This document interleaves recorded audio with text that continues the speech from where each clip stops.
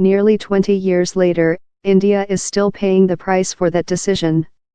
One of the militants freed was Masood Azhar, who later went on to found Jaish-e-Mohammed, JEM, the militant group which claimed responsibility for the deadliest attack in 3 decades in Indian-held Kashmir. More than 40 Indian paramilitaries were killed in the suicide blast on February 14, kindling a fresh diplomatic crisis between nuclear-armed arch rivals India and Pakistan. Based in Pakistan, JEM is one of several anti-Indian militant groups fighting in Kashmir which are officially outlawed in the country, but which are allegedly used by Islamabad as proxies in India. Azhar, who has never been declared a terrorist by the international community, is also believed to be in Pakistan. The U.S. Treasury Department website still gives his home address as a location in the province's Bahawalpur district, although his exact whereabouts remain shrouded in mystery. Motivator and recruiter, he was born the son of an elementary school teacher in Punjab province in 1968, according to Amir Rana, a security analyst who has carried out extensive research on Pakistani militant groups. A common figure in the streets of Srinagar, he was known for his fiery speeches, and for mediating between the many groups flocking to the insurgency. Azhar was detained by Indian authorities on terrorism charges in 1994. He reportedly bragged to his jailers that they would not be able to keep him in custody.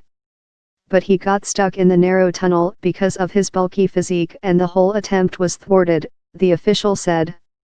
He remained in prison until the Indian Airlines flight from Kathmandu to New Delhi was hijacked on Christmas Eve in 1999, eventually landing in the southern Afghan city of Kandahar, at the time under Taliban rule.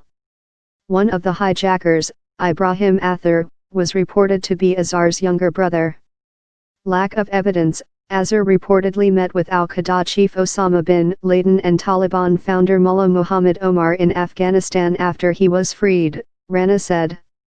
He formed JEM in 2000, the analyst said, and a year later the group was blamed for a brazen attack on the Indian parliament in which militants killed 10 people, bringing India and Pakistan to the brink of war.